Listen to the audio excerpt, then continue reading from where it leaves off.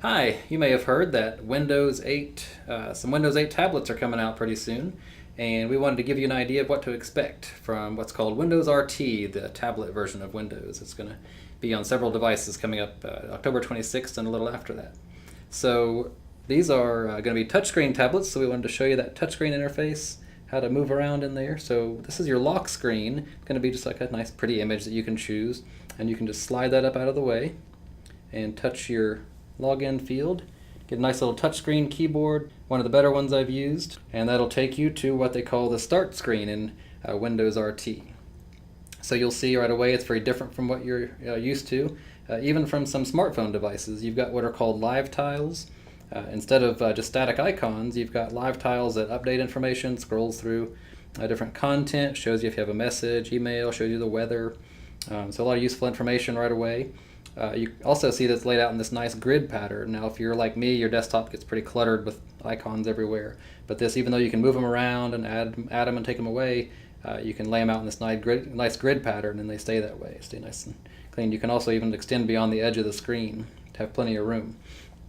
So if you want to use one of the apps, you just tap it. It comes right open. Like here's Internet Explorer 10, a very cool new interface for browsing the web. Now, if you want to get some options, like you're like, well, where do I enter the URL? You just slide from the top or the bottom, and it'll bring up the address bar and your whatever pages you have open, and you can navigate pretty easily. If you want some kind of just global settings for the app or to get back to the start screen, you just pull from over here, hit the start menu, and there you go. You're back to the home screen. Now, if you want to go back to previous apps that you've had open, just slide from the left side. It'll kind of go through the apps that you're using. So that's the basic navigation there. Let's go back to the start screen. There are some more things you can do. You can pull from down here, get all apps, see what you have. That's where you can add more apps to the start screen. And right here is where you have your username. That's where you'd sign out, change your account picture, when you're on the start screen, you can get some different options over here. So it kind of gives you a nice clean interface to work with, but then everything that you need is just a little swipe away on the sides. All right, now let's see if we can kind of wrap all that up in a few pros and cons, get a little summary of what we've discovered here.